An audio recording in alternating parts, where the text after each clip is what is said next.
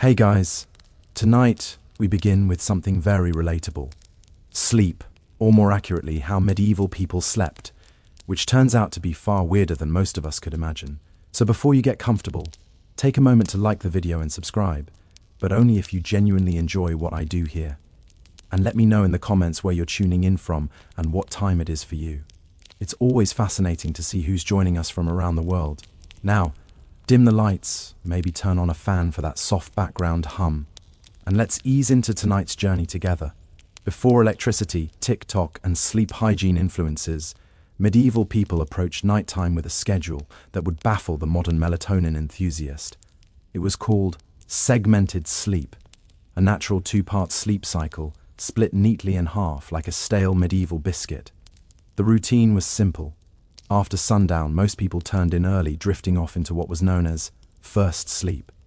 Then, after about 4 hours, they'd wake up deliberately and spend the next hour or two doing what can only be described as medieval midnight multitasking. This wasn't considered insomnia, it was just how sleep worked. The watch period between the two sleeps was seen as practical, useful, and occasionally alarmingly social. People used this time to pray, read religious texts, tend fires, or check their livestock, because nothing ruins your RAM cycle, like wondering if your goat is still in the yard. And yes, this was also considered the ideal time for intimacy. Medieval physicians and marriage manuals noted that the body was well rested and calm of mind during this period, which sounds like a polite way of saying too tired to argue. So, if you ever thought you were romantic for waking up early to make your partner coffee, just know your ancestors were setting the bar very differently. The second sleep would follow this interlude, lasting until sunrise. Everyone from monks to farmers participated in this nightly rhythm. Even literary figures like Chaucer casually mentioned it, which means that yes, even in medieval literature, people were writing about not sleeping properly. Oddly enough, modern science has suggested that segmented sleep might actually be more natural for humans. The two sleep cycle aligns with how our circadian rhythms work in the absence of artificial light. So, the next time you find yourself wide awake at 2 a.m., don't panic. Just whisper, yes, the watch has begun, and go tend a symbolic fireplace. It wasn't until the industrial era with factories, gas lamps, and the growing fear of unproductivity that humans began to enforce the idea of 8 uninterrupted hours, as though sleep were a timed sport. In the medieval world, waking up in the middle of the night wasn't failure. It was the schedule, and everyone was on it whether they liked it or not. Let's talk about beds, or rather the medieval approximation of them. In today's world, we obsess over thread counts, memory foam, cooling gels, and whether a mattress is cloud-like. In medieval Europe, a bed was often just a pile of stuff that used to be alive, now flattened under the weight of poor sleep and unspoken regrets. The typical peasant bed consisted of a straw mattress known as a pallet. This was literally straw or hay stuffed into a sack of rough fabric if they had the luxury of a sack. If not, it was just straw on the floor, possibly damp, possibly already claimed by a cat. These pallets were not comfortable, but they were better than nothing, which was the alternative. Straw was cheap, plentiful, and good at insulating against the cold. It was also great at harboring insects, lice, and the occasional field mouse, which made sleeping and exercise in cautious stillness. If it itched, you ignored it. If it bit, you just shifted slightly and hoped for the best. If a family had a bit more money, or at least a functional back, they might elevate the straw mattress onto a wooden frame. This didn't change the sleep experience dramatically, but it did reduce the chances of waking up with beetles in your ears slightly. Linens were a rare treat. Most people slept in the clothes they wore all day. Pajamas weren't really a thing, and neither was personal space. Whole families, children, parents, maybe a grandparent, all slept together in the same space, sometimes on the same straw pile. If you got too warm, you could always roll into your cousin's elbow. Nobles, of course, had proper beds. Large wooden frames, feather mattresses, embroidered sheets, and canopies to keep out the drafts and hopefully the lice. These beds were so valuable they were passed down in wills. You didn't inherit land, you inherited Aunt Matilda's suspiciously lumpy feather bed. Still, for most medieval folks, a bed wasn't a place of comfort. It was a place to not freeze, to avoid the chickens, and maybe, just maybe, to dream of being rich enough to one day sleep on something that didn't squawk or rustle. When we hear nightcap today, we think of a cozy little drink. Maybe something with whiskey, a warm fire, and a questionable decision. But in the Middle Ages, a nightcap wasn't a beverage. It was a hat, a real tangible, often ridiculous-looking piece of fabric designed to keep your head from freezing off while you slept.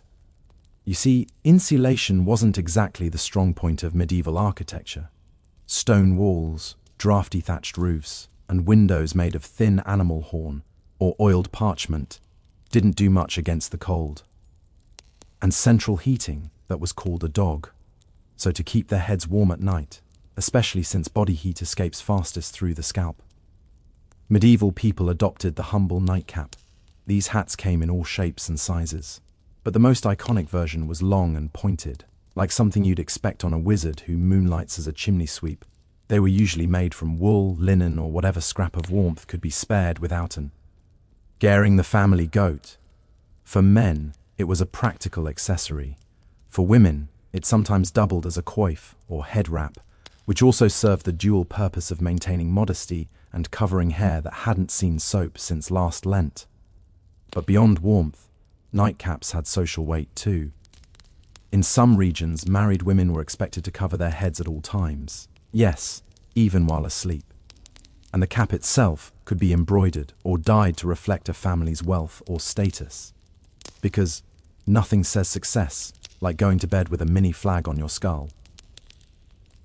In more urban settings, the nightcap even became a symbol of being off-duty. If you opened your door wearing one, it was a polite medieval way of saying, "I'm not dressed for conversation, and yes, this hat does mean go away." Of course, nightcaps were often paired with nightshirts, which were essentially long, loose tunics. Picture Ebenezer Scrooge, minus the haunted moral lesson. Sleepwear wasn't sexy, but it was practical, itchy, and occasionally flammable. Today, the idea of sleeping next to a stranger is generally limited to red-eye flights, overly ambitious camping trips, or the occasional bizarre Airbnb mix-up. But in medieval Europe, this was completely normal and not at all optional. Let's say you're a traveling merchant, a pilgrim, or just someone whose mule gave up halfway to Norwich. You find an inn, a rare luxury in itself, and ask for a place to sleep.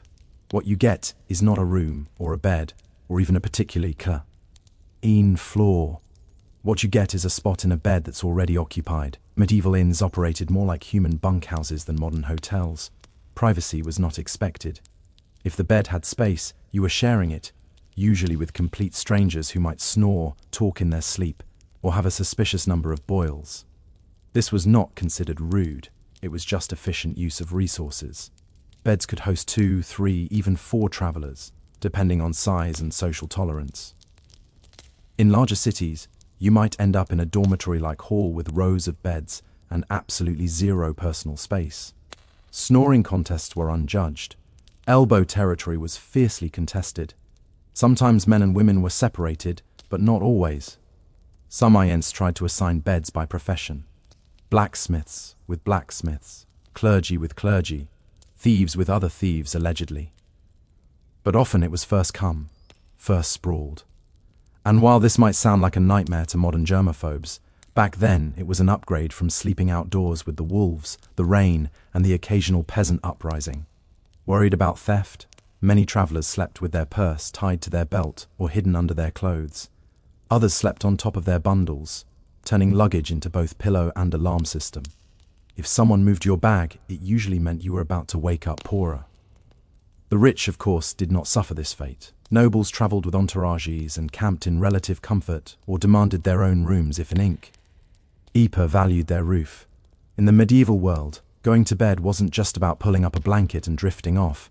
It was a spiritual operation, a nightly gamble where the stakes were your eternal soul. People didn't just sleep, they prepared to potentially die. Hence the popularity of bedtime prayers. Forget lavender spray or calming podcasts. Medieval sleepers wound down with confessions, psalms, and soul-cleansing spiritual clauses just in case they died somewhere between good night and dawn.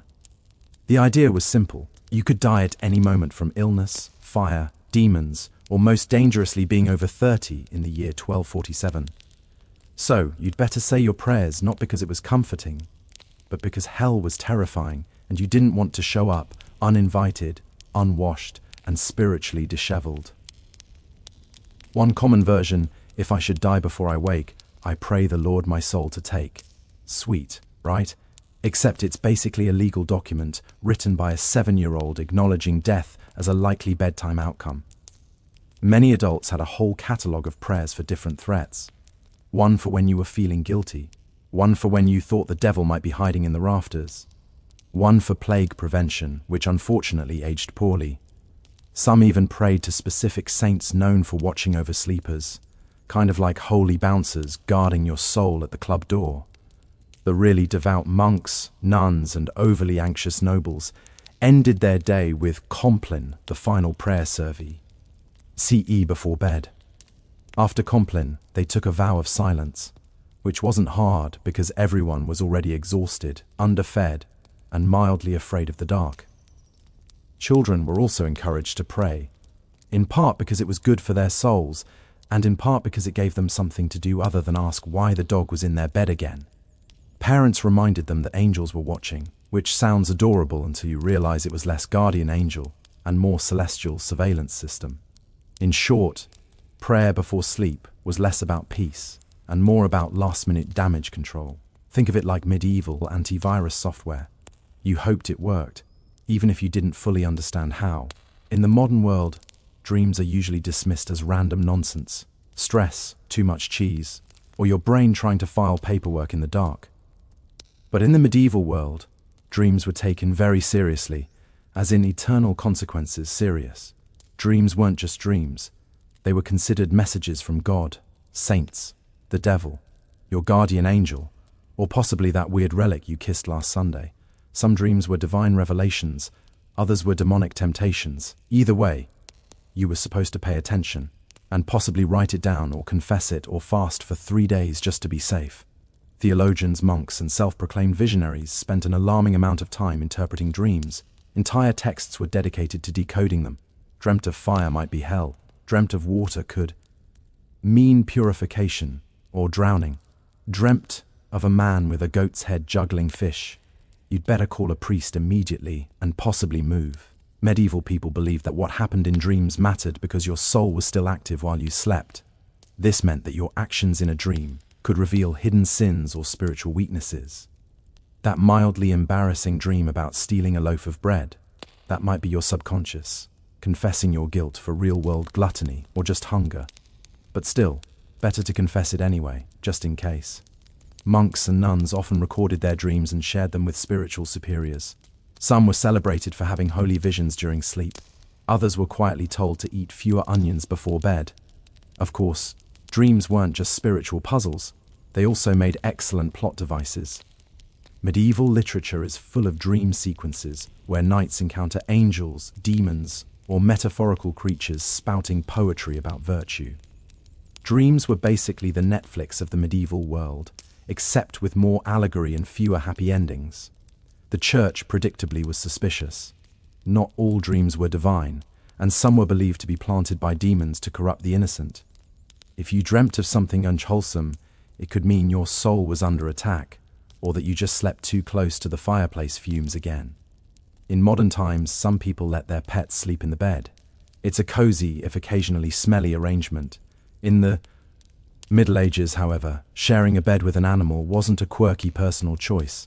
It was a heating strategy. Let's start with the basics. Medieval homes weren't exactly built for comfort. Stone walls, no insulation, drafts so aggressive they probably had names. Central heating that was called the family pig. In peasant homes, it wasn't unusual for humans and livestock to sleep in the same room, sometimes the same bed, and very often the same pile of straw. Chickens wandered freely, dogs curled up at your feet, pigs snorted softly beside the hearth, and if you were lucky, none of them bit you during the night. This wasn't about affection. Though medieval people certainly appreciated their animals, it was about survival. Animals generated body heat. They were warm, dependable, and unlike some relatives, didn't hog the blanket. A large dog could keep your toes from freezing. A cow in the corner might raise the room temperature by a degree or two, which in January felt like a miracle. Medieval homes, especially those of the lower classes, often had just one room for everything: cooking, eating, sleeping, occasionally dying. Everyone, humans and animals alike, made do with the same space. Children might be nestled between parents and a goat. A chicken might serve as an impromptu alarm clock. Hygiene. Let's not ask too many questions. For wealthier families, this wasn't as common. Nobles didn't usually sleep next to livestock, though they might still have lapdogs in bed. Not for heat, but for fashion and flea redistribution. Some castles even had separate sleeping areas for favorite animals, because nothing says power like a dog with its own room and title. There were drawbacks, of course. Animals can be loud, they can wander, and they are not, historically speaking, known for respecting personal space, but medieval people adapted. A hoof in the face at 3 a.m., just part of the bedtime routine. If you've ever had to share a room at a youth hostel and thought, this is a bit much. Allow us to introduce the medieval monastic dormitory, a place where comfort went to die quietly under a vow of silence. Monasteries didn't believe in personal space or softness or fun, really. The typical dormitory housed dozens of monks all sleeping in a single large room, usually arranged in neat rows like morally upright sardines. Beds, if you could call them that, were often wooden planks, sometimes with a straw mattress if the abbot was feeling generous or it was a feast day. You slept fully clothed, not out of modesty, but because getting dressed in the dark at 2 a.m. for prayers was more painful than just going to bed already prepared. The monastic uniform, including robe, belt and sandals, doubled as spiritual armor and poor insulation. If you got cold, you layered up. If you got hot, well, no you didn't. There were no pillows, no privacy curtains, and absolutely no talking. Silence was enforced, not suggested, under the rule of St. Benedict. If you led over and groaned too loudly, you might find yourself on chamber pot duty for a week. Snoring, however, was a grey area. You couldn't control it, but if it became disruptive, the Lord might still hold you accountable, or at least your cellmates would. Lighting was minimal. One candle maybe. You didn't need to see, you just needed to lie still and not sin. That was the goal. Despite the austerity, monks believed their Spartan beds were training for the afterlife, preparation for the soul's journey by denying the flesh any excess. Sleep was not a pleasure. It was a necessity monitored and scheduled like everything else. Some monks even slept sitting up just to avoid any hint of luxury or dreams or circulation. Compared to this, peasant straw piles and snoring pigs almost seem luxurious. At least the pig didn't judge you. Let's talk about something that would horrify most modern sleepers. Waking up voluntarily at 2 a.m., and not for a bathroom break or a doom scroll, but for prayer. Loud, cold, candle-lit prayer. In medieval monasteries, this was standard practice. Monks and nuns followed a rigid daily schedule based on the canonical hours, which included matins, the first service of the day. And by day, we mean the darkest part of the night, when even the owls were still deciding whether to wake up. The bell would toll, often rung by someone who drew the short straw, and the entire dormitory of robed, sleep-deprived souls would shuffle off to the chapel in silence. And yes, still in full clothing, because monks didn't do pajamas. The only layering system they believed in was spiritual. Inside the chapel, by flickering candlelight, and under the echo of stone vaults, they would chant psalms, recite scriptures, and try their best not to fall asleep on their feet. Which incidentally was a real issue. There are records of monks being punished for dozing mid-prayer, usually with extra chores or more prayers. You fell asleep in matins. Congratulations, you now get to lead the next one. Matins could last an hour or more. Some particularly enthusiastic orders stretched it to 2. Imagine trying to stay spiritually engaged, while your stomach reminds you that dinner was a bowl of lentils and a moral lesson, and your body is actively shutting down. After the service, monks would either return to bed for their second sleep, or in stricter orders move straight into study or manual labor, because nothing says holy discipline like threshing wheat on 4 hours of fragmented rest. Why so early? The idea was to sacrifice comfort and dedicate the first and quietest part of the night to God uninterrupted by the temptations of daylight, warmth, or REM cycles. It was a powerful symbol of devotion, or at least it was once you got over the numb feet, the candle smoke, and Brother Ambrose's off-key chanting. In the modern world, sleeping alone is often framed as a luxury, a sign of independence, peace, or just an ability to control the blanket. In the medieval world, though, sleeping alone was considered suspicious, impractical, or just downright unsafe. Let's start with the basics. Warmth. Beds, as we've established, weren't exactly toasty. Stone walls and open chimneys didn't do much to trap heat, and central heating was still several plagues away. So, people shared beds for body heat, not out of intimacy, but out of basic thermal desperation. Children slept with siblings, parents, and sometimes the neighbor's kid, if they were visiting. It was like a sleepover, but nobody asked if you wanted to be there. But beyond warmth, there was a spiritual reason for sleeping in groups. Many people believed the night was when the devil worked overtime. Alone in the dark, your soul might be vulnerable to temptation or worse, possession. Having others nearby created a kind of moral buffer zone. If something went wrong, at least someone would witness it or catch the demon first. For children, being alone at night was practically unthinkable. Not just for comfort, but because ghosts, fairies, and wandering spirits were all part of the nightly landscape. Tales warned against solitary sleep as a gateway to mischief and spiritual peril. And unlike today's bedtime stories, these tales didn't end in hugs. They ended in disappearances. Even married couples often shared their beds with children, servants, or random guests. Privacy was not a concept so much as a modern myth. In fact, the idea of two people sleeping alone in a giant bed was so foreign that it would etch. You've been considered either wasteful or deeply, deeply suspicious. In religious contexts, even monks often slept communally. And if someone was assigned to sleep alone, it was often for disciplinary reasons. Yes, in some cases, being alone in bed was literally a punishment. Medieval logic, solitary sleep grants opportunity for sin. Group sleep, public accountability. Next time you're curled up in your own bed with your own blanket in a room that doesn't smell like goat, enjoy the silence. In medieval times, you'd probably have 2 kids, a sheepdog and a cousin in there with you, all of them snoring. If you've ever accidentally fallen asleep sitting up in a lecture, a carriage, or a dentist's waiting room, you probably woke up with a crick in your neck and a deep sense of regret. But in the Middle Ages, sleeping upright wasn't an accident. It was a lifestyle. Some medieval folks, particularly the wealthy or religiously devout, chose to sleep propped up rather than lying flat. Why? A few reasons, none of them particularly restful. First, there was a medical belief that lying flat was bad for digestion, the lungs, or the general balance of the bodily humors. In a world where doctors thought a sneeze could rearrange your soul, this logic made perfect sense. Upright sleeping, they believed, helped avoid congestion of the brain, which sounds ominous, but mostly meant don't drown in your own phlegm. Second, there were spiritual concerns. Lying flat was considered too close to the post.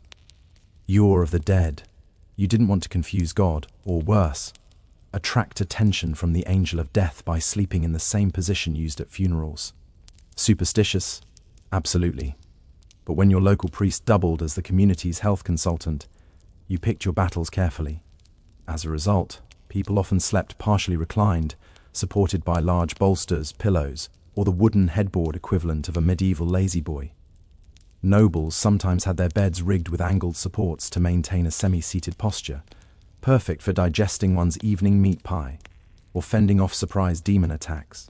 Monks took it a step further. In stricter orders, they might even sleep sitting upright on a bench or leaning against a cold wall with nothing but a hood to muffle the discomfort. It wasn't about health, it was about discipline. If you were too comfortable, you might dream. If you dreamed, you might sin. If you sinned, well, welcome to confession at 5 a.m. Needless to say, this wasn't about quality rest. It was about virtue, discomfort, and mildly confusing theology. Forget haunted dreams or goblins under the bed. For medieval people, the real monsters of the night were already in the sheets, small, persistent, and entirely uninterested in your prayers. We're talking, of course, about fleas, lice, and the medieval bedroom's unofficial mascot, the bedbug. Let's not sugarcoat it. Hygiene wasn't exactly medieval Europe's strong suit. Baths were rare, laundry was expensive, and soap was sometimes made from substances better left unnamed. Add that to straw-filled mattresses, shared bedding, and the occasional live chicken underfoot, and you've got the perfect environment for an all-you-can-eat pest buffet. Fleas and lice were so common they were practically roommates. Peasants dealt with them daily. Nobles, despite their satin sheets and feather beds, were not exempt. In fact, some richer households had dedicated nitpickers, actual servants tasked with removing lice from their employers' hair and clothing. Imagine that as your job title, master of the royal scalp. Bedbugs, meanwhile, were the silent assassins of medieval sleep. They hid in wooden bed frames, mattress seams, and even the cracks in stone walls, emerging at night to feast like tiny vampires. If you ever wondered why medieval people wore nightcaps and slept fully clothed, it wasn't always about warmth. Sometimes it was pest defense armor. Solutions ranged from mildly effective to impressively deranged. Some households burned strong-smelling herbs like wormwood or tansy to repel bugs. Others slept with garlic, onions, or even ashes in the bed, which may have done little for the pests, but certainly kept romance to a minimum. It wasn't just physical discomfort either. Fleas were often seen as symbols of sin or moral impurity, biting reminders of the fall of man and poor bedding choices. Entire poems were written about fleas, some moralizing, some weirdly romantic, because nothing says I love you like, let us be united like the flea that bites us both.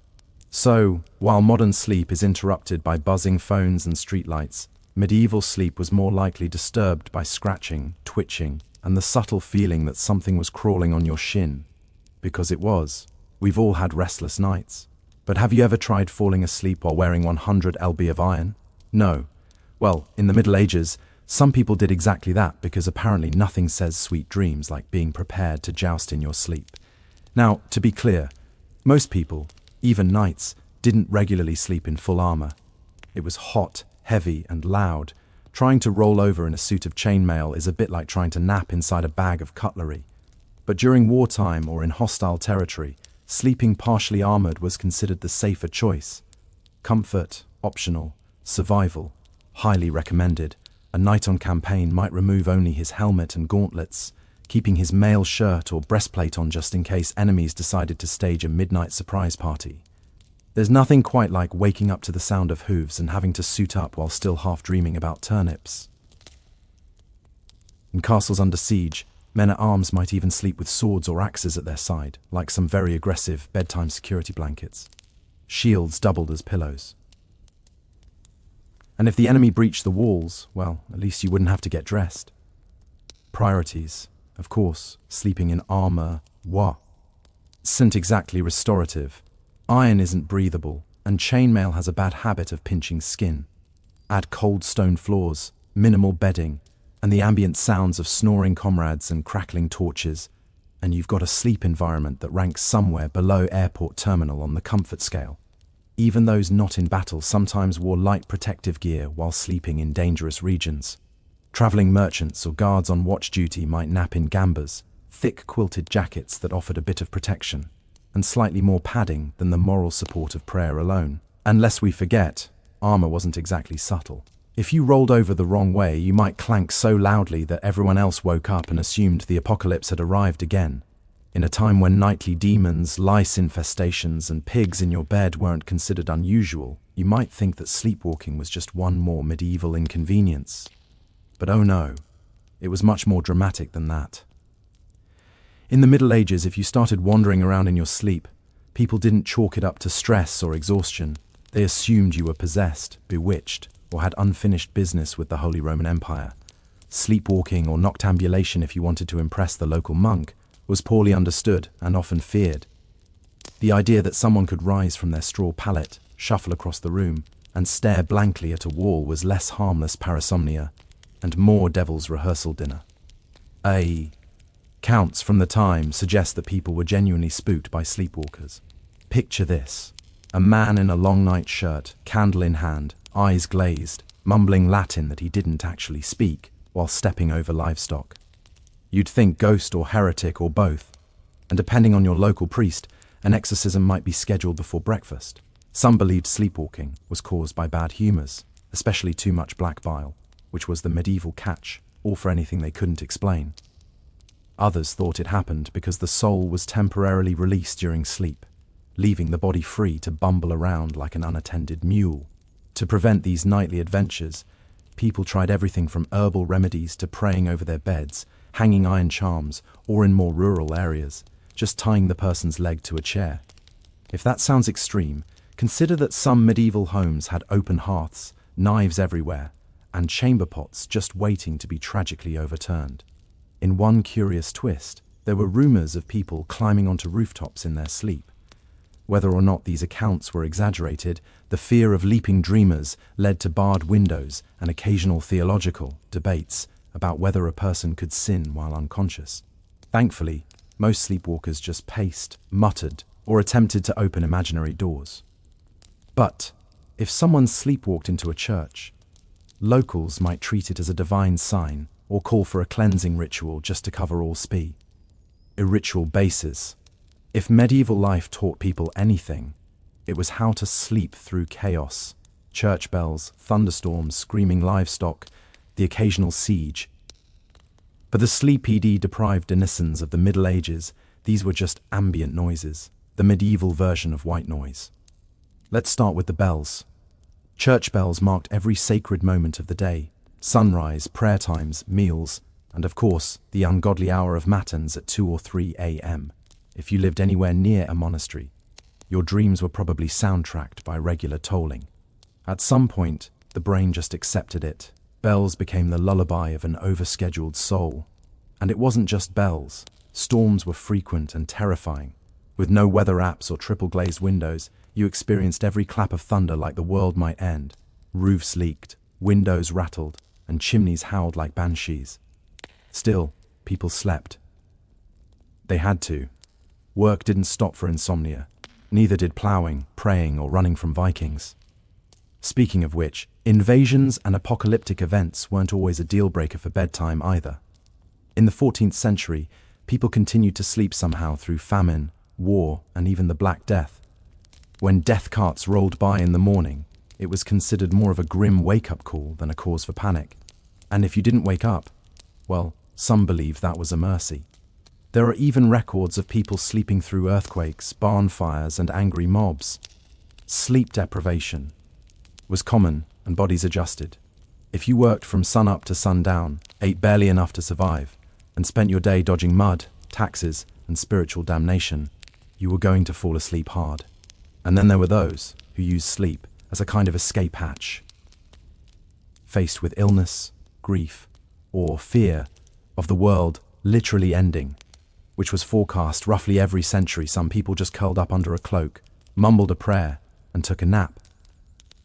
There's a strange kind of wisdom in that.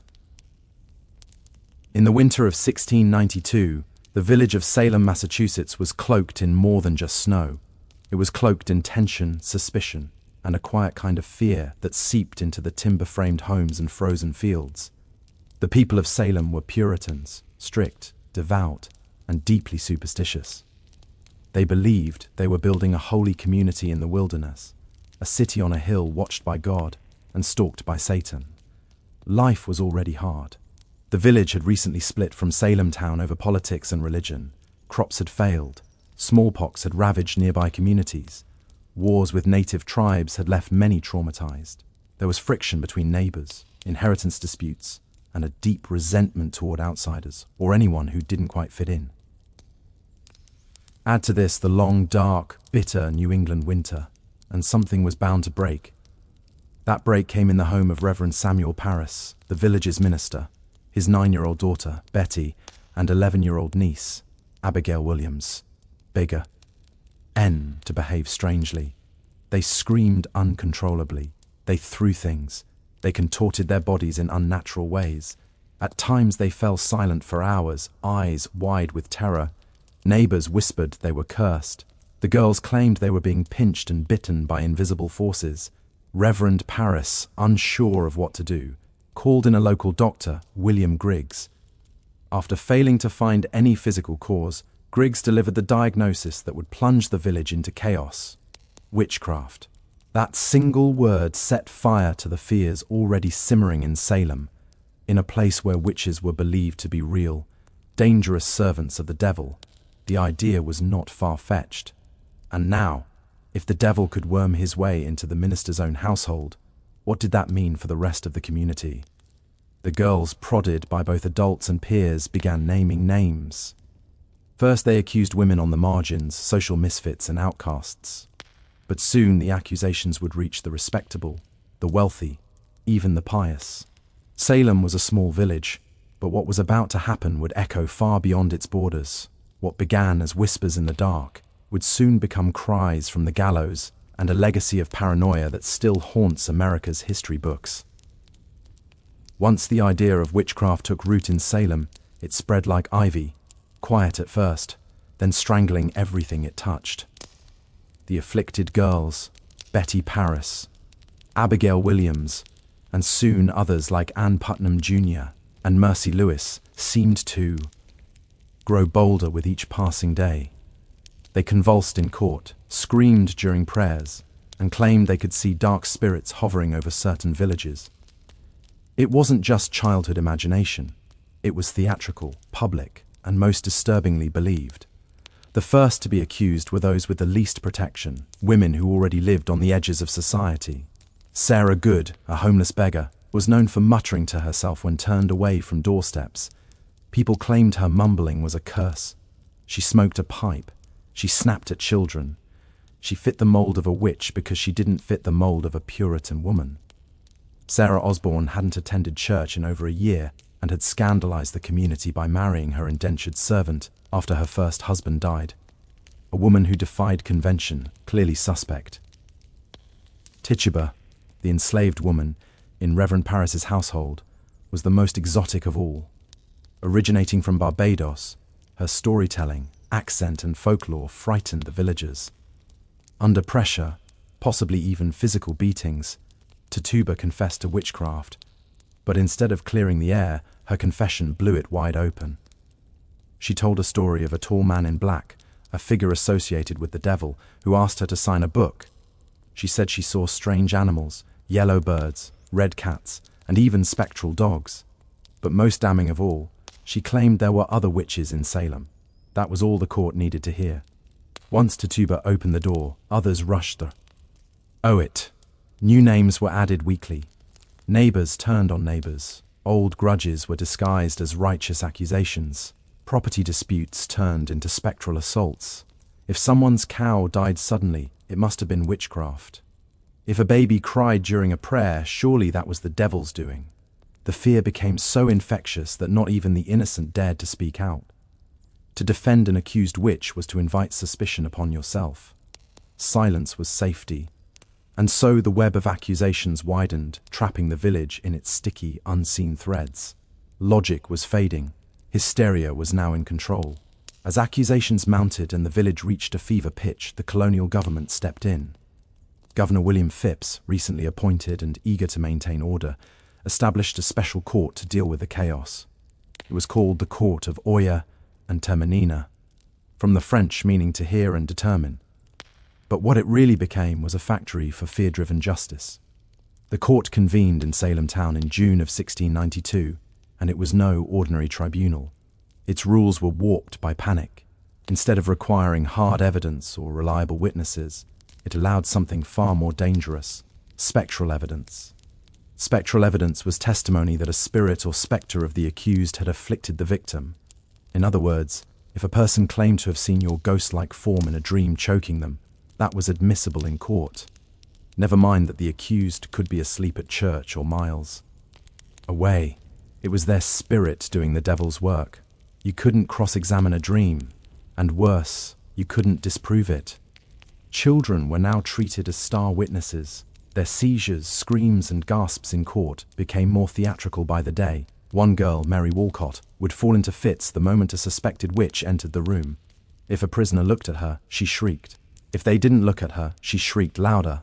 The performances were mesmerizing, and the judges, including the influential Judge Samuel Sewall and Chief Justice William Stoughton, accepted it all. Defense lawyers there were none.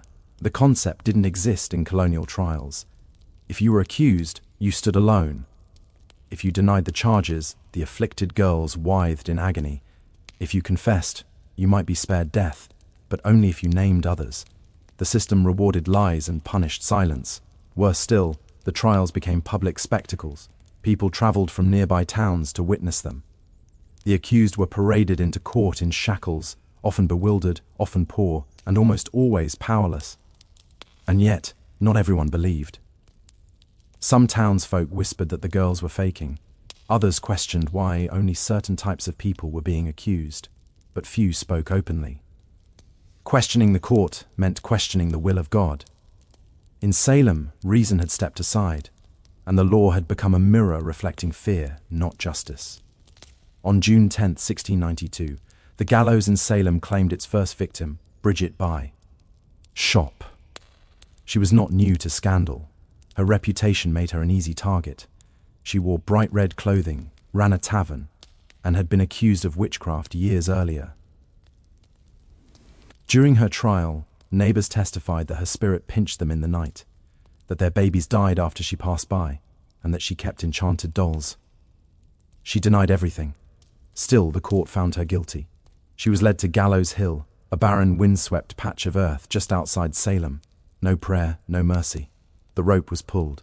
The crowd watched, and with that single execution, the machinery of death began to churn. The hangings that followed came quickly. On July 19th, 5 more women were executed. Sarah Good, Susanna Martin, Rebecca Nurse, Elizabeth Howe, and Sarah Wilds.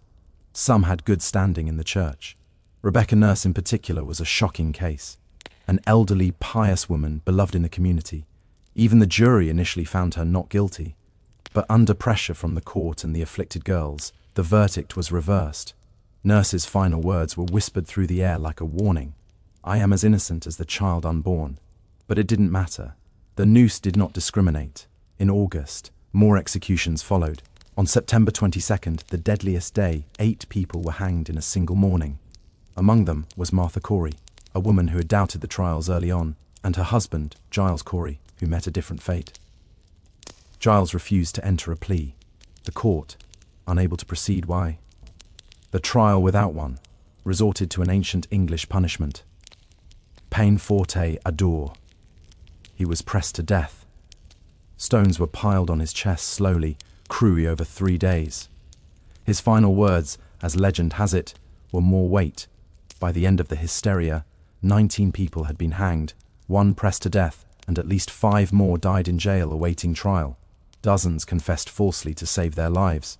Over 200 people were accused. The gallows cast long shadows over Salem, not just on the hill, but in every heart. Fear had become law, and justice, blindfolded, had been led to the scaffold. While the executions claimed the spotlight, hundreds of others sat in cramped, foul-smelling jails, waiting for a verdict or a miracle. Salem's small jail couldn't contain them all. Accused witches were held in neighboring towns like Ipswich and Boston, chained to walls, starving, freezing, and forgotten.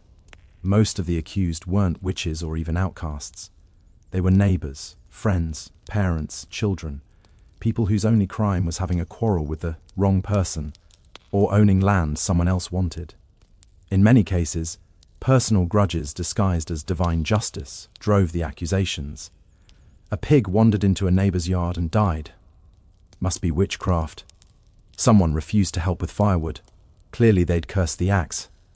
Mary East, sister of the executed Rebecca Nurse, was one such case. She was a respected mother of 7, known for her piety. Initially released by the court, she was rearrested. Days later, after new fits from the afflicted girls. A second arrest sealed her fate. In a final petition to the judges, Mary begged them not for her own life, but that they put a stop to these proceedings before more innocent blood is shed. She was hanged soon after.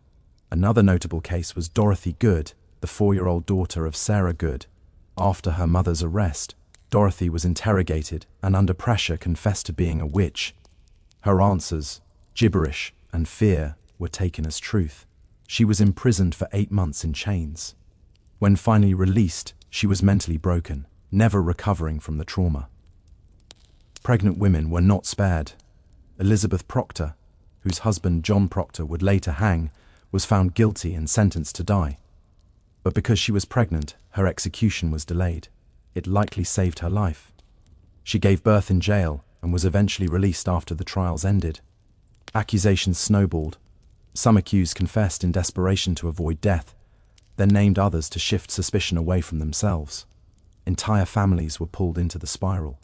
Fathers, wives, daughters, no one was beyond reach. Meanwhile, the jails swelled beyond capacity. Food was scarce. Disease spread. Some died awaiting trial, lost in the legal limbo of paranoia, and still new names were added each week. In Salem, it no longer mattered who you were, only who was willing to say your name. By the fall of 1692, the spell of hysteria began to crack. Not because the court came to its senses, but because reality forced its way back in. The turning point came when accusations grew too bold. People who had once supported the trials found themselves suddenly on the wrong side of them. Reverend George Burroughs, a former Salem minister, was arrested and charged with being the ringleader of the witches. He was well-educated, well-spoken, and had previously clashed with influential families in the village. That was enough. But on the day of his execution, Burroughs did something shocking. He stood on the gallows and flawlessly recited the Lord's Prayer, something witches were believed incapable of doing. The crowd fell silent. Some wept. Even hardened observers were shaken, but the execution went on. That moment planted a seed of doubt. Then came the accusation of Mary Phipps, the wife of Governor William Phipps. Suddenly, the hysteria had reached the top of the colony's social ladder. Phipps, already unnerved by growing criticism and chaos, finally took action. In October 1692, he dissolved the court of Oyer and Terminina, halting all pending executions and trials. Public sentiment had shifted. Ministers, once silent or complicit, began to speak out. Increus Mather, one of the colony's most respected theologians, denounced the use of spectral evidence.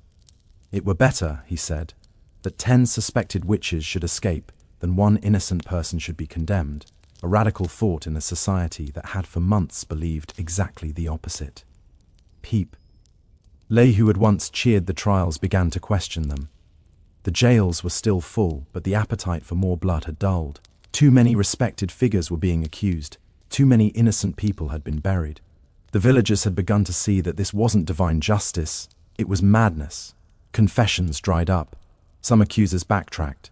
Others disappeared from public view, and those who had previously shouted the loudest now lowered their eyes. The fear hadn't disappeared, but it had exhausted itself. The public wanted stability. The officials wanted to save face, and Salem, bruised and ashamed, was finally ready to wake from its nightmare. The storm was breaking, but the damage, it had already been done. By late 1692, the judicial system that had fueled the hysteria began to collapse under the weight of its own absurdity. With the court of Oyer and Terminina disbanded in October, a new, more cautious court, the Superior Court of Judicature, was formed in early 1693.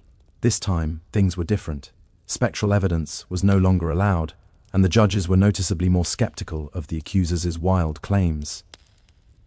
The result, the convictions slowed dramatically. Many accused witches were acquitted outright. Of the 56 cases brought before the new court, the majority were released. Even those who had already confessed began to recant their testimonies, admitting that fear, torture, or pressure had forced them to lie. The dramatic performances of the afflicted girls lost their persuasive power. The most prominent case in the unraveling of the trials was that of Reverend Samuel Willard, a respected minister who came under suspicion. While he was never formally charged, the fact that such a high-ranking devout man could be suspected highlighted how arbitrary and corrupt the process had become. The court, once ferocious, was now cautious. They began quietly releasing those still in jail. First those with little evidence against them, and eventually even those who had confessed to witchcraft under duress. Meanwhile, families of the executed began to demand justice. John Proctor's children petitioned for the return of his property. Rebecca Nurse's family launched a campaign to clear her name. In time, community shame replaced community fear. Church congregations fractured. Friendships were severed. The very fabric of Salem's social order had been shredded.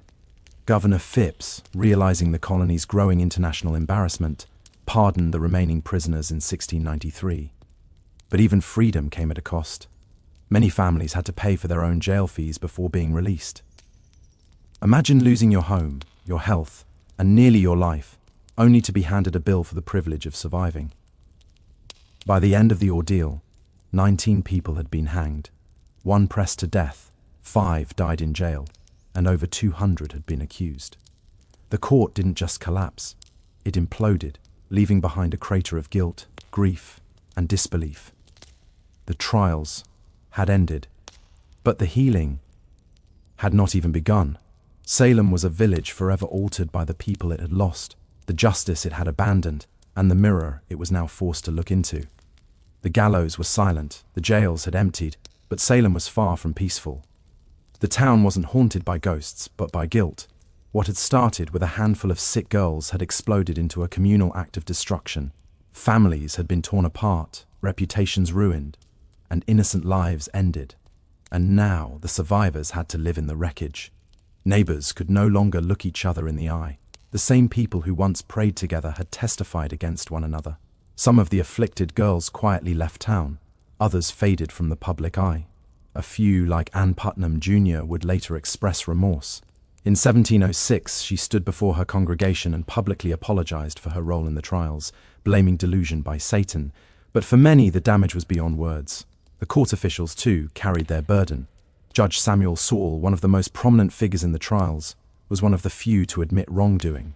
In a remarkable act of public penance, he stood during a church service in 1697, while a minister read out his confession and prayer for forgiveness. It was a rare moment of accountability in a time when most tried to forget. But forgetting wasn't easy. The families of the condemned began demanding compensation. Over years, petitions flooded the Massachusetts government, asking for official pardons, for returned property, for public acknowledgement that the executed were innocent. Slowly, the government responded. In 1711, the colony passed a bill restoring the rights and good names of some of the victims and offered limited financial restitution to their heirs. But even that wasn't comprehensive. Some families, like the Coreys and the Proctors, were left out entirely. Whispers of witchcraft never quite left New England, but in Salem, the shame became part of the town's identity. The village eventually changed its name to Danvers, perhaps to distance itself from its infamous past. Gallows Hill was never officially marked, as if the town hoped to bury not just the dead, but the memory of what had happened. But the memory persisted in sermons, in stories, in the silence between former friends. Salem had not been cursed by witches. It had been cursed by fear, by pride, and by unchecked power. And that curse would linger long after the executions stopped. The Salem witch trials ended more than 3 centuries ago, but their legacy continues to echo, not just in textbooks and historical tours, but in how we understand justice, fear, and the fragility of truth. What happened in 1692 wasn't simply a strange episode of mass hysteria. It was a breakdown of logic, compassion, and legal integrity in the face of panic.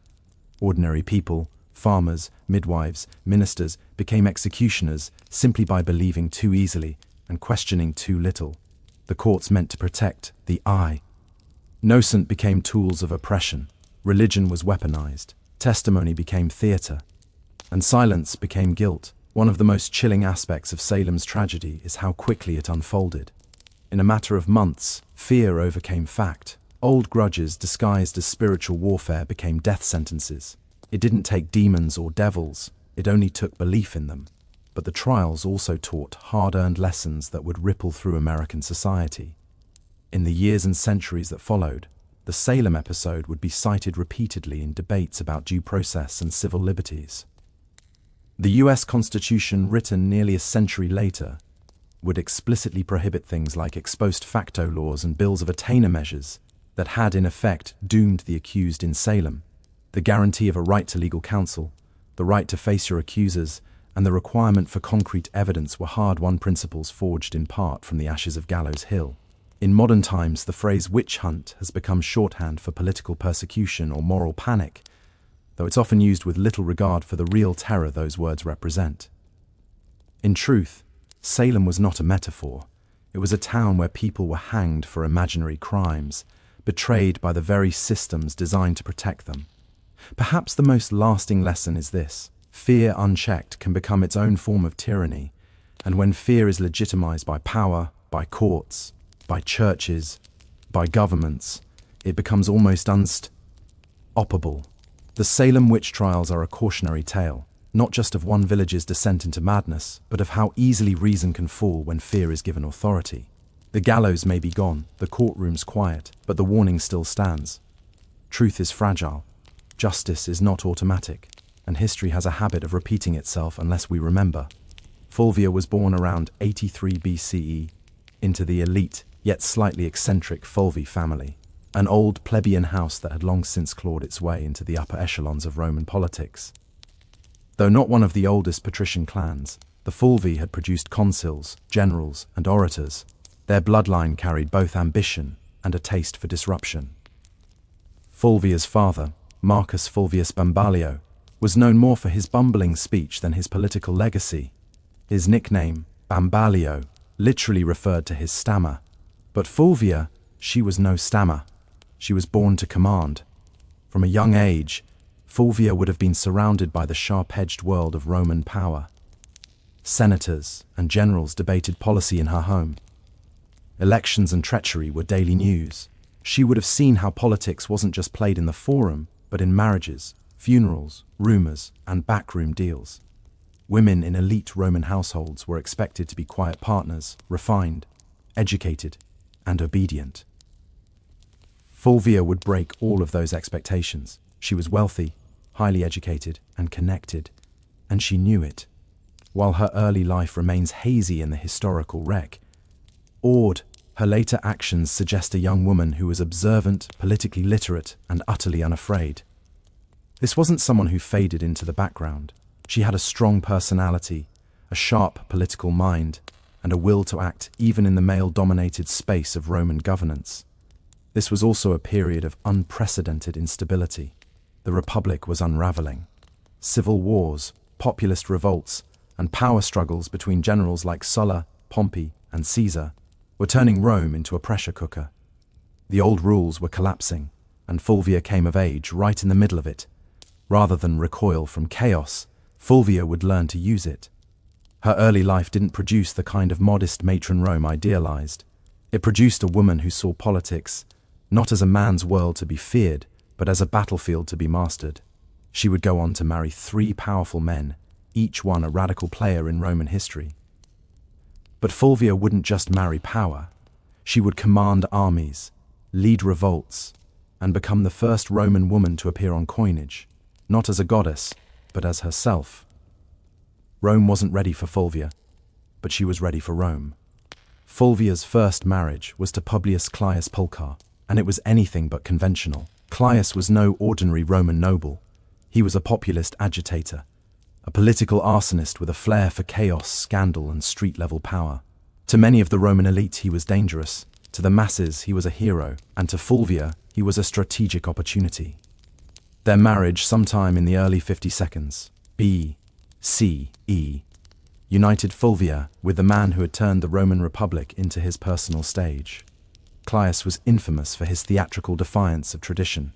He had once disguised himself as a woman to infiltrate a sacred female-only religious ceremony in Caesar's home.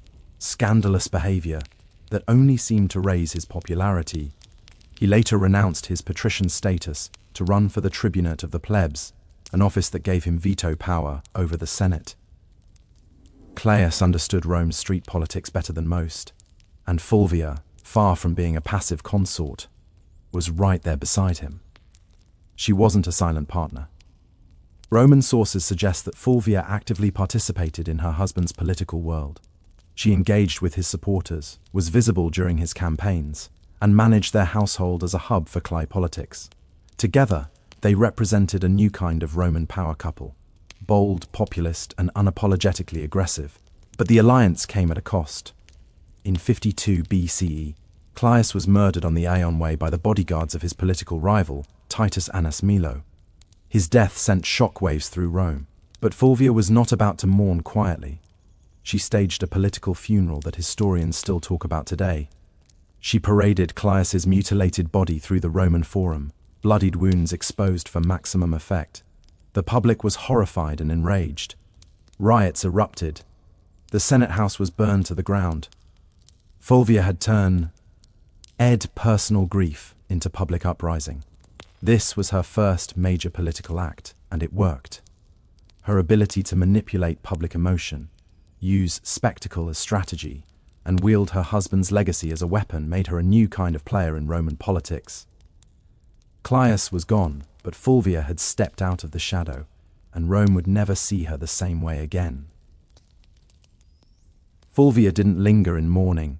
In Rome, political capital had a short shelf life, and she understood that better than anyone.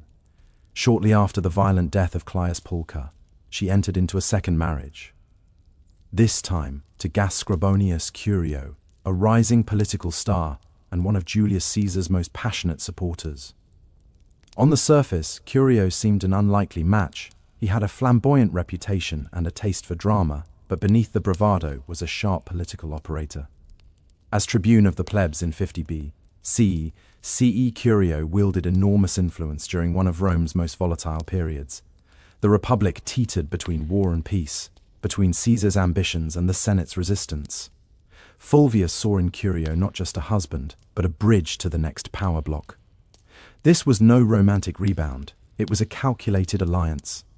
With Caius gone, Fulvia needed a new political anchor, someone who could carry forward the populist legacy her first husband had built, and someone who had Caesar's backing. Curio fit both bills. Through him, Fulvia remained tightly embedded in the shifting power dynamics of Rome. She didn't just marry into the movement, she helped shape it.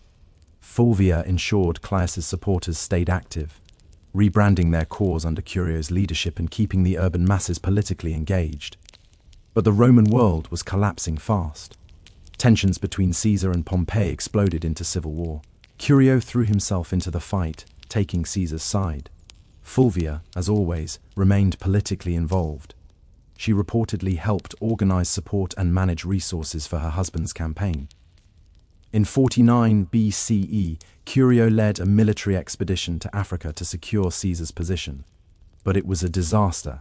He was ambushed and killed by the forces of King Juba the Numidia.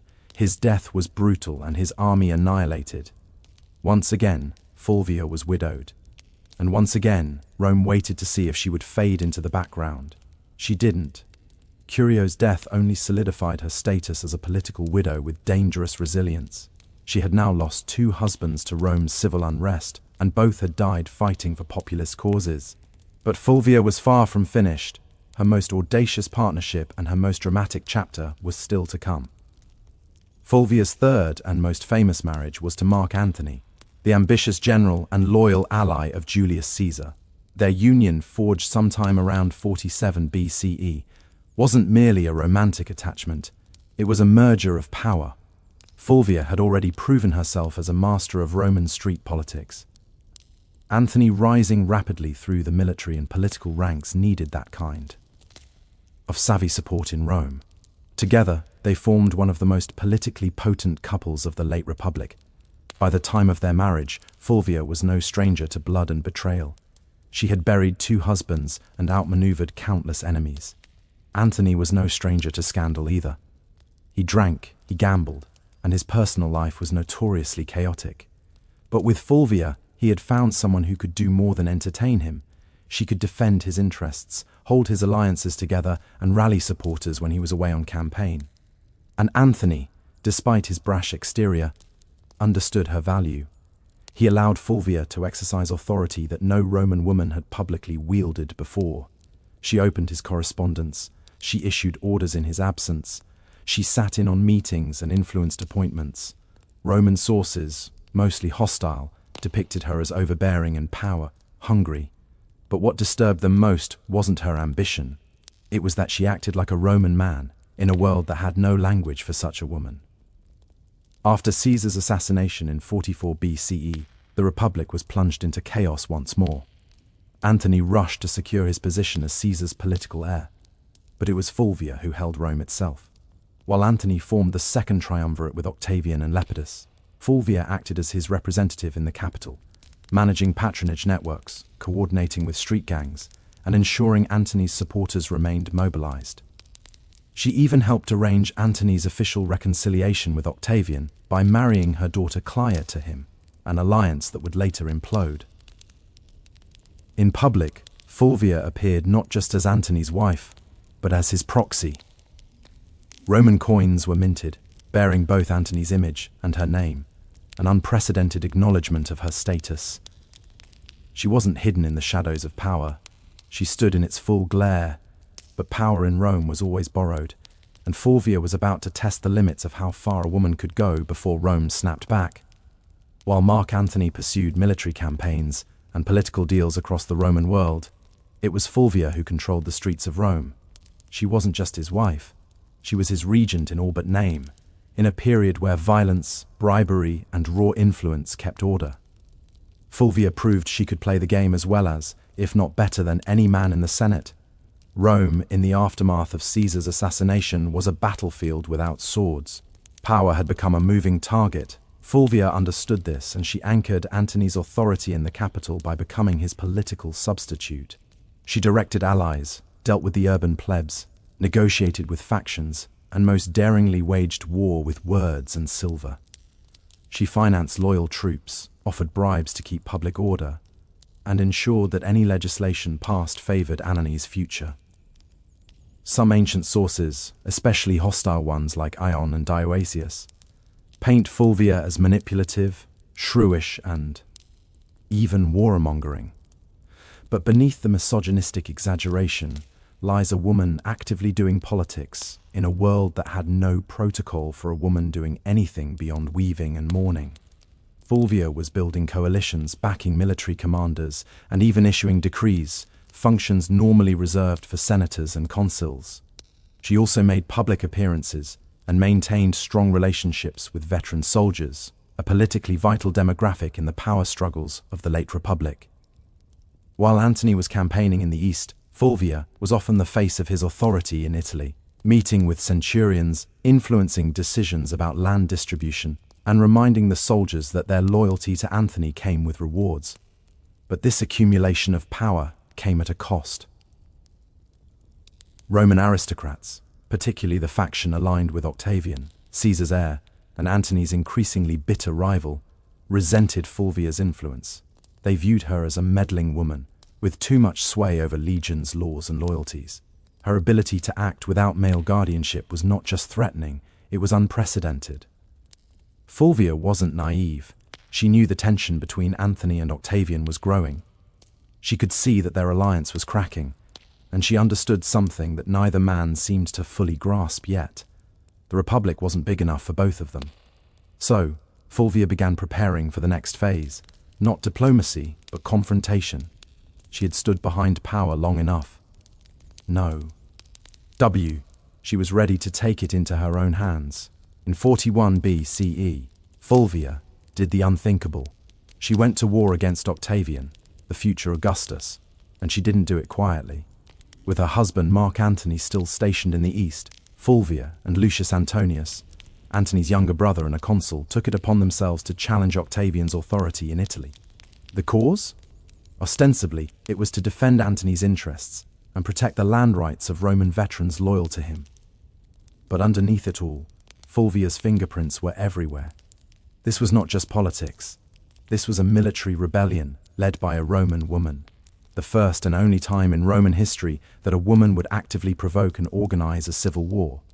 The conflict, known as the Perusine War, was triggered by Octavian's controversial land redistribution program, which displaced many Italians to reward his soldiers.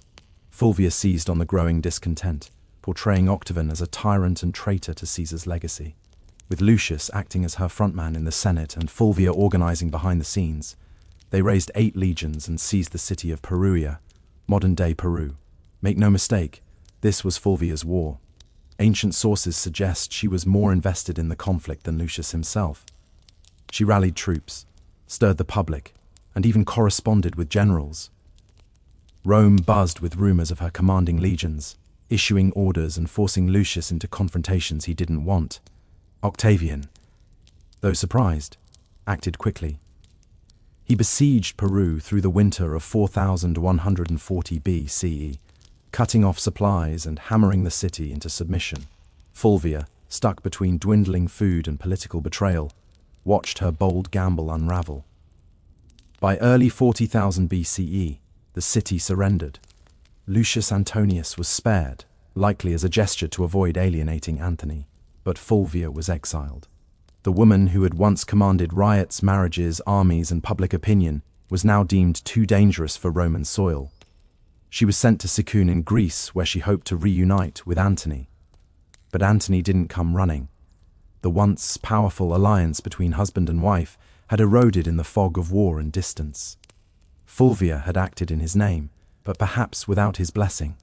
She had dared to do what no Roman woman had before, wage a civil war, and now the Republic had made her pay the price.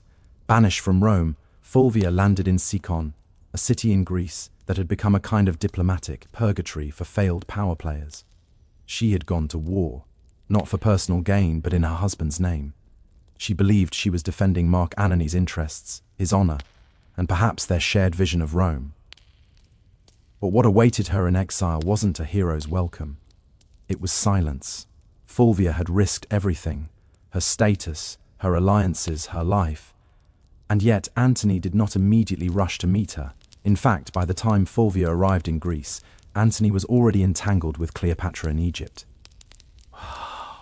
Though their romantic relationship had begun or was merely brewing, the symbolism was crushing. While Fulvia was raising legions, Antony was raising goblets at banquets beside a queen. The betrayal cut deep, not just personally but politically. Fulvia had fought a war to protect Antony's power in Italy, and in response, he let her hang out to dry. Some ancient historians, especially Plutarch, suggest that Antony was furious with her for launching the Parisine War without his direct approval. Others argue he welcomed her downfall. It cleared the way for a marriage alliance with Octavian, something Fulvia would have never tolerated. Still, Fulvia wasn't entirely without supporters. Some of Antony's troops, fiercely loyal to her, urged reconciliation. But her health had begun to fail. After enduring siege, exile, and betrayal, Fulvia died in Sicyon in 40 BCE, possibly from illness, stress, or heartbreak, or all three. She was around 43 years old. Her death provided Antony with a clean political exit. He met with Octavian shortly afterward and agreed to marry Octavian's sister, Octavia, as part of a renewed peace treaty. The triumvirs were temporarily united again, but only because Fulvia, the one woman bold enough to challenge their designs, was gone. Fulvia's legacy would soon be overshadowed by Cleopatra, whose myths nearly every Roman woman of the period. But make no mistake, Fulvia was the prototype. She didn't wield power from behind a curtain. She marched into it, stood the center, and dared to command armies in a world that treated women as furniture. Rome didn't know what to do with her, so it erased her. But the ashes of her rebellion would linger, and her story was far from ordinary. After Fulvia's death in 40 BC, the men she had once maneuvered, Antony, Octavian, and even her former allies, began the quiet work of rewriting her legacy. She couldn't defend herself, so the narrative was shaped by her enemies and the uneasy survivors of her ambition, and like so many powerful women in history, Fulvia became a scapegoat. Ancient sources, mostly penned by men with vested interests, painted her as the reason for the Peruvian War. The rift between Antony and Octavian, and even the general disorder of the Republic, Aeon, Dioecius, and Plutarch depict her as overbearing, jealous, and driven by a lust for power. They blamed her for dragging Lucius Antonius into conflict, for antagonizing Octavian, and even for Antony's eventual estrangement from Rome. But were these accusations fair? Hardly. Fulvia had operated within a political climate where violence and manipulation were expected, at least if you were a man.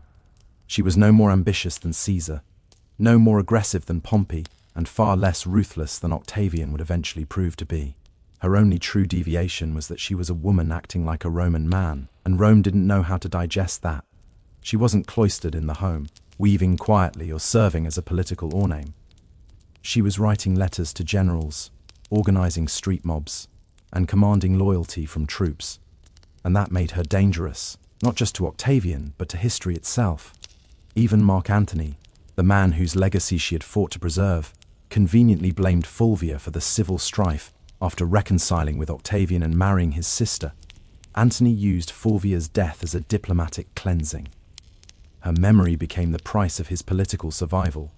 There were no monuments raised in her honor, no grand funeral, no mourning speeches in the Senate, just silence. Yet her enemies couldn't erase her entirely. Fulvia had done too much. She had raised armies, steered elections, negotiated alliances, and fought a civil war. She was the first Roman woman whose name appeared on coinage, not as a deity or metaphor, but as a political agent. The damage to her reputation was deliberate, but so was her presence in the historical record. Despite every attempt to bury her behind caricature and slander, Fulvia refused to vanish. Her defiance still echoes. You just have to listen past the men. Fulvia's story ends in silence, but her legacy is anything but quiet. In the centuries that followed her death, historians and writers struggled to place her in Rome's grand narrative because Fulvia broke every rule of what a Roman woman was supposed to be. She didn't just advise power from the shadows, she became power, and that made her both unforgettable and deeply unsettling to a patriarchal world. In a society where women were expected to influence through whisper and marriage, Fulvia shouted through policy, war, and political theatre. She was not a consort, she was a commander, and yet, she was remembered more for her defiance than her accomplishments. Roman historians couldn't handle a woman who didn't stay in her place, so they rewrote her as shrill, power-hungry, and disruptive. But read between the lines and a different figure emerges. Fulvia was the first Roman woman to mint coins with her name.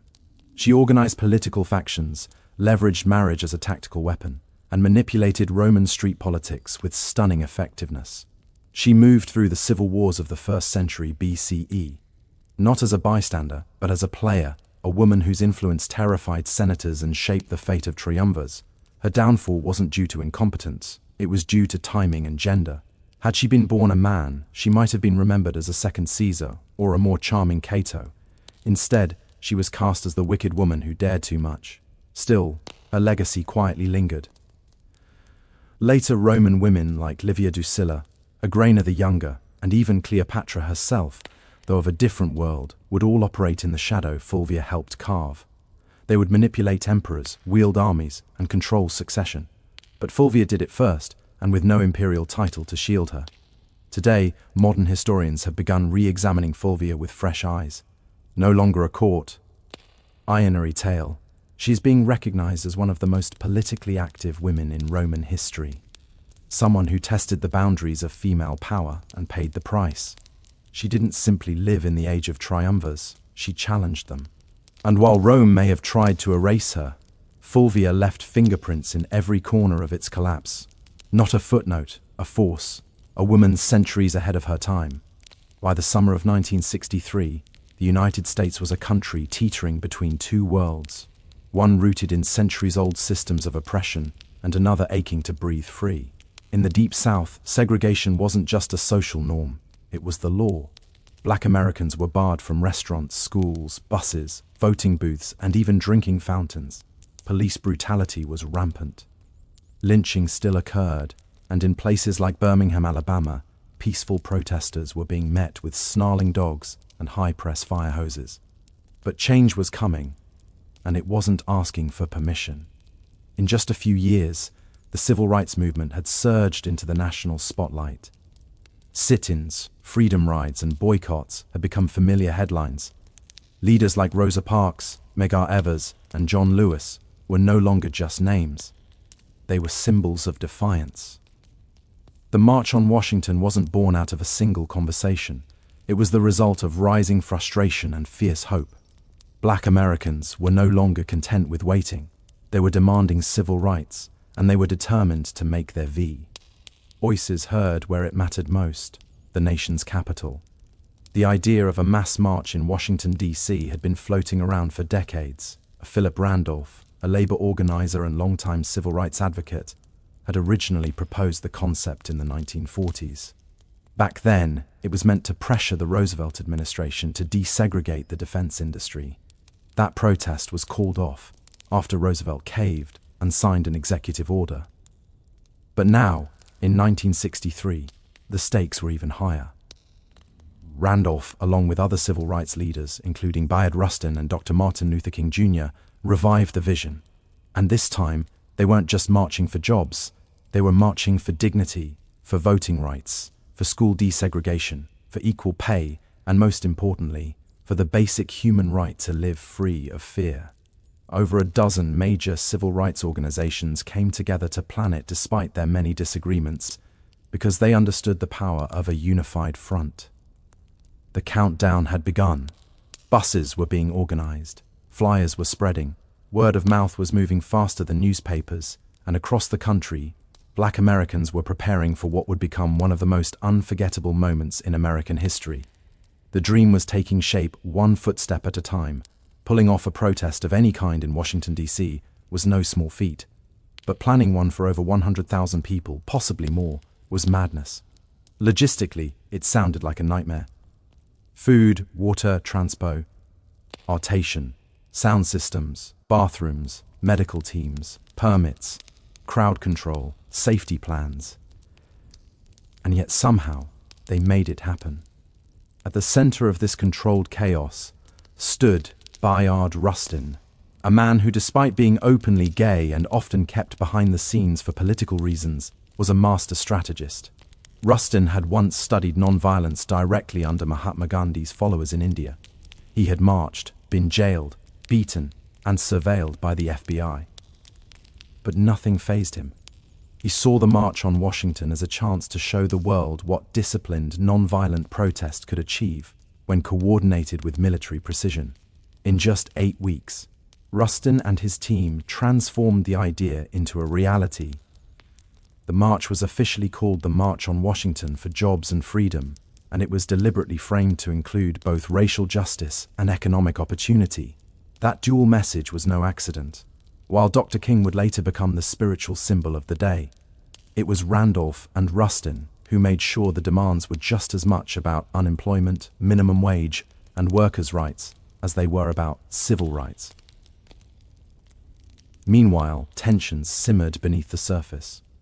President John F. Kennedy and his administration were nervous, deeply nervous.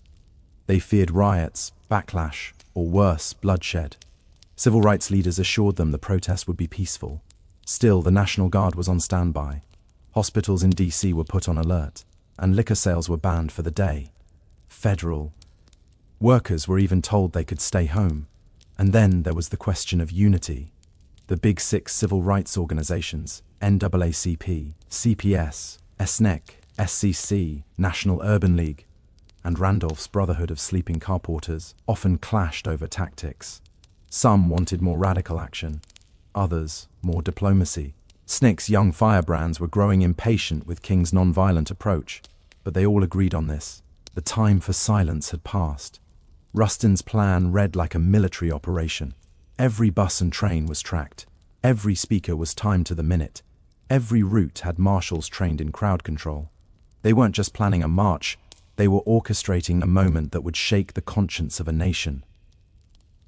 August 28, 1963. A sweltering Wednesday in Washington, D.C.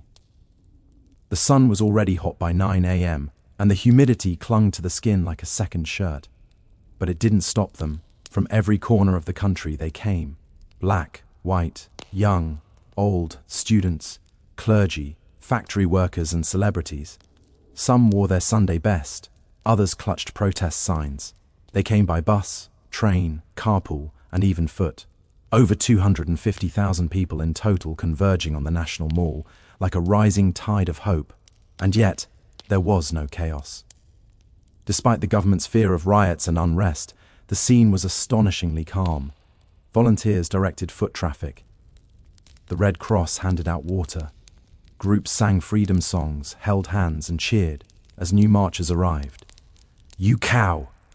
LD, hear gospel choirs near the reflecting pool, and chants of jobs and freedom echoing off the marble columns of the Lincoln Memorial.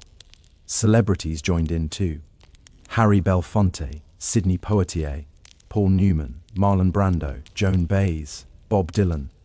But no one was there for autographs. They were there to witness history and lend their voices to a cause bigger than any one person.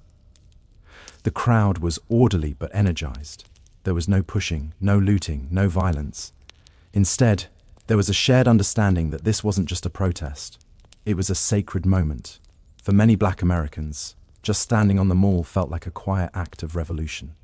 To be seen, to be counted, to say we are here in front of the same Lincoln Memorial where the great emancipator sat in stone. It was a full-circle moment, generations in the making. At exactly noon, the official program began. Leaders took the stage one by one, each representing different organizations, ideologies, and regions, but united in message. Speakers demanded equal pay, desegregated schools, a living wage, and an end to police brutality. Mahalia Jackson sang. Marian Anderson, who had once been banned from singing at Constitution Hall because of her race, now sang for thousands beneath the open sky. As the hours passed, the tension grew, not from unrest, but from anticipation. The man everyone was waiting for had not yet spoken. And when he did, the world would stop, listen, and remember. The march wasn't just making history, it was becoming legend, minute by minute. By mid-afternoon, the crowd had grown quiet, not because they were tired, but because they knew what was coming. Standing in the shade of the Lincoln Memorial, Dr. Martin Luther King Jr. approached the podium. He wore a dark suit, a neatly tied tie, and an expression of deep calm that barely concealed the fire building inside him. He carried prepared remarks, typed and written collaboratively with his advisors the night before. But what the world would remember wasn't what had been typed. It was what came from his heart. He began with measured intensity, outlining the grim realities of segregation, police violence, and broken promises. 100 years later, he said, referring to the Emancipation Proclamation, the Negro is still not free. His voice rose and fell like a sermon. He used repetition, rhythm, and silence, not as fillers, but as instruments. The crowd listened in rapt attention, some nodding, some wiping away tears, others holding signs that simply read now. But it was what happened next that changed the tone of the entire event, and arguably the trajectory of the civil rights movement itself. Standing just behind King was gospel legend Mahalia Jackson, who had sung earlier that day. She suddenly cried out, "Tell them about the dream, Martin. Tell them about the dream." And King did. He set aside his notes, gripped the podium, and launched into a passage he'd delivered before, but never like this. "I have a dream," he said, and the crow, Dee, leaned in. "I have a dream that one day this nation will rise up and live out the true meaning of its creed." Each phrase rang louder, clearer, more resolute. "I have a dream that one day the sons of former slaves and the sons of former slave owners will be able to sit down together at the table of brotherhood. I have a dream that my 4 little children will one day live in a nation where they will not be judged by the color of their skin, but by the content of their character." It wasn't a speech anymore. It was a vision, a prayer, a lightning bolt through history. By the time King closed with the words, free at last, thank God Almighty, we are free at last," the crowd erupted, applause, tears, shouts of joy. They knew they had just witnessed something more than oratory. They had heard prophecy. The power of the March on Washington wasn't just in the speeches or the music. It was in the people. The sheer scale of humanity gathered that day was overwhelming. They came from Mississippi, Michigan, Alabama, New York, California, and everywhere in between. Some were seasoned activists who had marched a dozen times before. Others had never left their hometowns until now. They packed lunches, rode buses for over 20 hours, and slept in their church clothes just to be there. Many were ordinary people, maids, teachers, steel workers, postal clerks, who saw themselves not as political figures, but as witnesses. They didn't just want change. They were the change. There were also children in the crowd. Young black girls with ribbons in their hair, boys with hand-drawn signs. Parents hoisted toddlers onto their shoulders so they could see the Lincoln Memorial in the distance and hear the speaker voices carried over loudspeakers. To them, this wasn't just an event. It was the beginning of a new world. Some faces stood out. There was a young John Lewis, just 23 years old, representing the Student Nonviolent Coordinating Committee, SNCC. His original speech had been so fiery, so uncompromising that senior leaders asked him to tone it down minutes before he went on stage. He agreed, but just barely. His call for radical change still shook the crowd. And then there was Daisy Bates, the only woman to speak that day, not on her own behalf, but reading a prepared statement on behalf of other civil rights women. The organizers had faced criticism for sidelining female voices. Bates's brief but powerful message underscored a harsh reality. Even within a movement about equality, some voices still struggled to be heard. Also present were union organizers, rabbis, nuns, priests, and students of every background. They didn't all agree on strategy. Some favored King's nonviolence. Others leaned toward Malcolm X's more militant posture. But for that one day, those differences didn't matter. Unity won out. It was a visual symphony of American possibility, white and black hands linked in solidarity. Freedom, now buttons pinned to chests, and the sound of 250,000 souls breathing as one. The faces in the crowd weren't just watching history unfold, they were shaping it, and none of them would ever forget what they saw. While the world saw unity, inspiration, and poetic justice on the steps of the Lincoln Memorial behind the scenes, the March on Washington was anything but simple. What looked like a perfectly synchronized movement was in truth held together with string, sweat, and a lot of last-minute compromise. Bayard Rustin, the chief architect of the march, had to battle not just logistics, but politics. He was constantly under scrutiny, not just because he was openly gay and a former communist, but because some civil rights leaders feared his identity would be used to discredit the movement. In fact, Congressman Adam Clayton Powell had once threatened to publicly accuse Rustin and Dr. King of being lovers if King didn't remove Rustin from an earlier campaign. That threat haunted every stage of planning. Then there was the issue of women's voices. Despite the critical roles played by women like Ella Baker, Diane Nash, and Dorothy Height, none were invited to deliver major speeches on their own. Rosa Parks was in the crowd that day, revered by all. But she was not given the microphone. Behind the powerful optics of the march lay the truth. The movement still struggled with its own hierarchies and blind spots. Even within the Big Six organizations, friction bubbled. SNCC leaders were growing increasingly disillusioned with the slow pace of change and the older generation's insistence on moderation. They wanted to confront systemic racism more aggressively. CORE had similar frustrations, but unity was deemed too important just for one day. Meanwhile, the federal government watched with clenched teeth. J. Edgar Hoover's FBI had assigned over 100 agents to spy on organizers. They bugged hotel rooms, followed key figures, and compiled dossiers. They were convinced the march would turn violent, or that communists would hijack the event. When nothing of the sort happened, they simply doubled down on their surveillance, especially of Dr. King. And let's not forget money. The march cost over $250,000, equivalent to millions today. Most of it was raised through unions and sympathetic donors, but organizers scrambled until the final hour. They even borrowed walkie-talkies from the Boy Scouts. The March on Washington was historic, yes, but it was also deeply human, imperfect, messy, political, and unfinished. Just like the country, it sought to heal. The sun began to dip behind the Washington Monument as the crowd slowly dispersed. People hugged, cried, sang, and lingered as long as they could, reluctant to leave what felt like sacred ground. But the march was over. The speeches had been delivered. The signs had been raised high. The world had watched. And now the question hung heavy in the humid August air. What happens next? In the immediate days that followed, the media reaction was cautiously positive.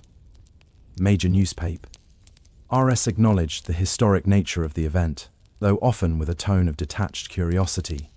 Some called it orderly and dignified, which was code for no one rioted. Few outlets gave much space to the specific demands of the march, like the call for a federal jobs program or a $2 minimum wage equivalent to around $20 today. But everyone covered Dr. King's speech. That at least could not be ignored. President John F. Kennedy, who had initially opposed the idea of the march, watched it unfold on television with growing admiration and perhaps surprise. He called the event impressive and met with civil rights leaders at the White House immediately afterward. But legislative movement remained slow. His proposed Civil Rights Act was still stalled in Congress, caught in the claws of Southern opposition. Some activists were disappointed. They had hoped the march would result in immediate action. Instead, it was back to the grind, organizing, marching, resisting, and mourning those who paid the price for justice. Just weeks later, that reality hit hard. On September 15, 1963, 4 black girls were killed in the 16th Street Baptist Church bombing in Birmingham. The dream had been voiced, yes, but the nightmare wasn't over. Still, something had changed. The March on Washington marked a new phase in the civil rights movement. It proved that mass protests could be disciplined, powerful, and impossible to ignore. It brought together a coalition broader than ever before: labor unions, faith leaders, celebrities, students, and working-class Americans, all in one place, united by justice. And most of all, it gave the movement a voice, a dream, a speech that would be quoted, studied, and echoed across the world. The march was over, but the road was just beginning. And that road would soon lead through blood, legislation, and transformation. The March on Washington didn't just rattle the conscience of America, it reshaped its moral landscape. What had begun as an audacious act of protest became a cornerstone of the civil rights movement's legacy, permanently altering how Americans understood justice, democracy, and the power of collective action. In legislative terms, the march didn't yield immediate victories, but it created momentum. Less than a year later, in July 1964, President Lyndon B. Johnson signed the Civil Rights Act into law. It outlawed segregation in public places and banned employment discrimination based on race, color, religion, sex, or national origin. And in 1965, the Voting Rights Act followed, striking at the very heart of Jim Crow laws. Would these bills have passed without the march? Possibly. But would they have had the same moral force, the same undeniable public pressure? Probably not. For Martin Luther King Jr., the speech that day propelled him into a new realm. He went from respected leader to global icon. But fame came with cost, surveillance, threats, and ultimately assassination in 1968.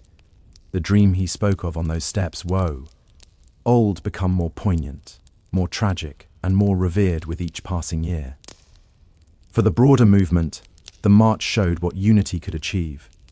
It gave organizers a blueprint for large-scale mobilization, and it inspired a generation of activists both in the US and abroad. Anti-apartheid organizers in South Africa, student protesters in Europe, and future human rights leaders across the globe would cite the March on Washington as a model. But the legacy isn't just historical. The language of the march, the idea of jobs and freedom, the image of peaceful resistance, the echoes of "I Have a Dream" still pulses through modern protest. From the Million-Man March to Black Lives Matter rallies, echoes of 1963 reverberate with every chant and every cardboard sign in Washington, D.C. King's Memorial now stands just across the tidal basin from the Lincoln Memorial.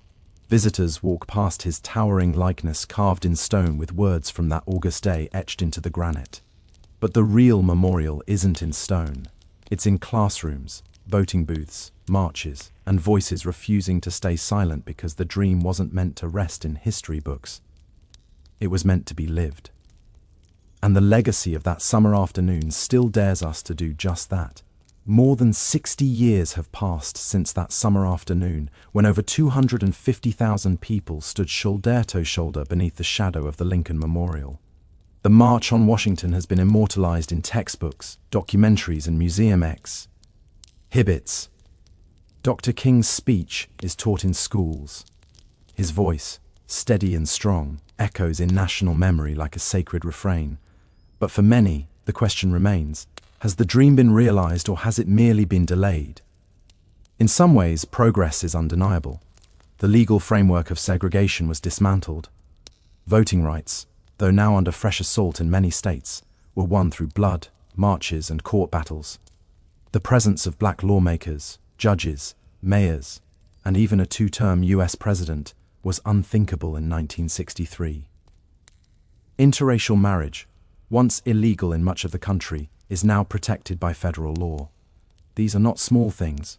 They are victories carved out by relentless struggle. And yet the original demands of the march, the ones often overshadowed by King's speech, still echo unresolved. The call for a living wage, still unmet. Racial disparities in education, housing, employment, and healthcare remain entrenched. Police brutality, the very thing that sparked much of the early civil rights organizing, continues to ignite outrage and protest. The dream of true economic justice of a country where opportunity is not predetermined by zip code or skin color is still far from reality. Modern movements like Black Lives Matter have taken up the mantle, often using the imagery and rhetoric of the 1963 march as both inspiration and indictment. They march through the same cities, chant on the same streets, and demand the same basic human rights. But they do so in a all transformed by social media, surveillance, and new forms of resistance. The March on Washington was never meant to be the conclusion. It was a flashpoint, a stake in the ground that said, "This is who we are, and this is what we demand." It was a declaration, not a resolution. So the dream remains battered, challenged, reinterpreted, but still alive. Whether it is deferred, distorted, or one day fulfilled depends not on the past but on us, on the choices we make, the injustices we confront, and the courage we summon to march again and again, until the dream becomes a shared lived reality.